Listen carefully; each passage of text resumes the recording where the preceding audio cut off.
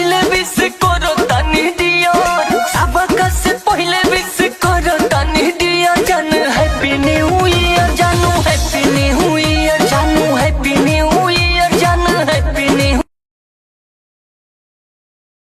सबका से पहले विश करो तनी डियर, सबका से पहले विश करो तनी डियर। जानू हैप्पी न्यू ईयर, जानू हैप्पी न्यू ईयर, जानू हैप्पी न्यू ईयर, जानू हैप्पी न्यू।